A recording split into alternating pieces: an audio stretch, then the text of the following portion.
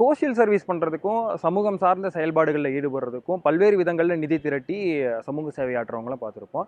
கிட்டத்தட்ட 1980லிருந்து யாசகம் பெறுவது மூலிமா கிட்டத்தட்ட 50 லட்சம் ரூபாய்க்கு மேலே முதல்வர் நிவாரண நிதி கொடுக்கறதாகட்டும், பள்ளிகளுக்கு கொடுக்கறதாகட்டும் உள்ளிட்ட பல்வேறு செயல்பாடுகளில் ஈடுபடுறதா தூத்துக்குடியை சேர்ந்த புல்பாண்டி அப்படிங்கிறவர் நம்ம கூட இன்னைக்கு பேச இருக்காரு.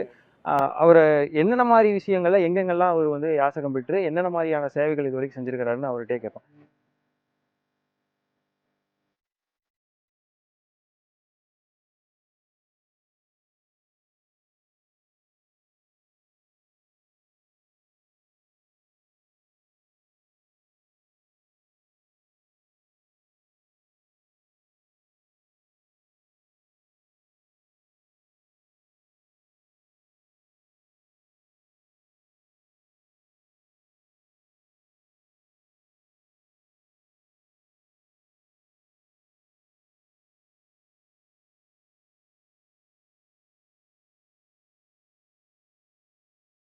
என் பேர் புல்பாண்டியன், ஆலங்கிணறு, காத்தாங்குளம் தாலுகா, தூத்துக்குடி மாவட்டம்.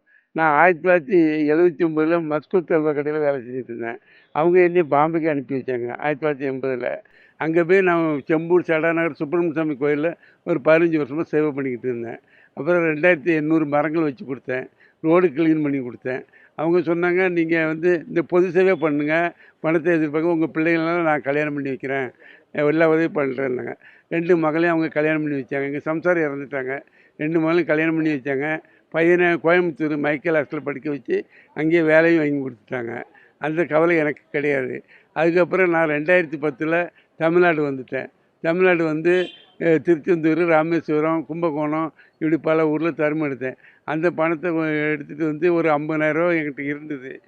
பண்ணமரை நயினார் ஐயாட்ட நான் சொன்னேன், இந்த மாதிரி இருக்குது, நீங்கள் யாருக்கும் கொடுக்க வேண்டாம், கிராமத்தில் இருக்க பள்ளிகளுக்கு உதவி பண்ணுங்க அப்படின்னாங்க. கிராமத்தில் இருக்க பள்ளி ஊராட்சி ஒன்றிய தொடக்க பள்ளிகளுக்கு உதவி பண்ணிக்கிட்டு இருந்தேன். அது பண்ணி கிட்டத்தட்ட 400க்கு மேற்பட்ட பள்ளிக்கூடத்துக்கு உதவி பண்ணிகிட்டு இருந்தேன்.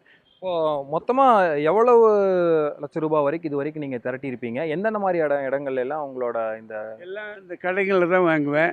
அதிக பணம் கொடுக்குறது மதுரை மாட்டுத்தாவணி காய்கறி மார்க்கெட்டு, பூ மார்க்கெட்லலாம் நிறைய கொடுப்பாங்க. ஹோல்சேல் மார்க்கெட்டு கடைக்காரங்கள்லாம் நிறைய தருவாங்க. அந்த பணத்தெல்லாம் சேர்த்து நான் கொடுத்துக்கிட்டு இருந்தேன். அதுக்கப்புறம் மதுரைக்கு வந்தேன். மதுரைக்கு வந்ததில் கொரோனா வந்துட்டு, கொரோனா வந்தோன்னே என்ன பண்ணுறதுன்னு பார்த்தேன். அப்புறம் செல்லூர் ராஜாவை பார்த்தேன். அவர் சொன்னார், கொரோனா நிதியாக கொடுக்கணும்னு சொன்னாங்க. ஒரு 100 ரூபாயும் கையில் கொடுத்தாரு. அதனால் இன்னும் கொரோனா நிதியாக ஒரு 10,000 கொடுத்தேன்.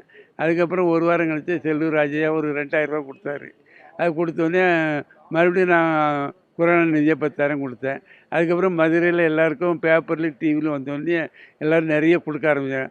அப்புறம் வாரம் 20,000, 30,000, 50,000ன்னு இந்த ஒரு முதலமைச்சர் பொது நிவாரண கட்டிக்கிட்டே இருந்தேன். இப்போது கோயம்புத்தூருக்கு வந்திருக்கீங்க. கோயம்புத்தூரில் என்னென்ன மாதிரி இடங்கள்ல நீங்கள் போய் கலெக்ஷன் பண்ணீங்க? இப்போ கோயம்புத்தூரில் எவ்வளோ ரூபாய் வந்து நீங்கள் சேமிச்சிங்க? அது யார்கிட்ட கொடுத்துருக்கீங்க? அதனால் அதை எடுத்து கொடுத்துட்டு, அதனால் நான் எல்லோரும் சொன்னாங்க, நீங்கள் ஒவ்வொரு மாவட்டமாக கொடுத்துட்டு வாங்க, ஒவ்வொரு மாவட்ட கலெக்டரேட்டும் கொடுங்க அப்படின்னாங்க. அப்புறம் ஒவ்வொரு மாவட்ட கலெக்டரேட்டாக கொடுத்துட்டு, போன வாரத்துக்கு முந்தின வாரம் தேனியில் கொடுத்தேன், இப்போது தருமபுரி கொடுத்தேன், ஓசூர் கொடுத்தேன், இப்படி போன வாரம் ஈரோடு வந்து கொடுத்தேன். கொடுத்துட்டு இந்த வாரம் அங்கெல்லாம் தருமம் எடுத்து அங்கே தருமம் எடுத்த பணத்தெல்லாம் எடுத்துகிட்டு கோயம்புத்தூருக்கு இன்றைக்கி காலையில் வந்துட்டேன்.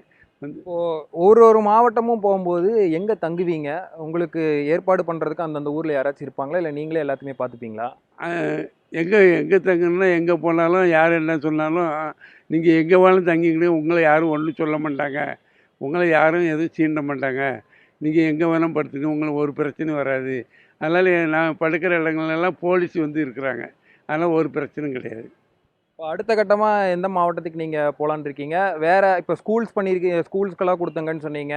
அப்புறம் கொரோனா டைமில் உதவணும்னு சொன்னீங்க. பள்ளியெல்லாம் கட்டிக்கிறீங்க. வேறு என்ன மாதிரியான ஐடியாலாம் வச்சுருக்கிறீங்க?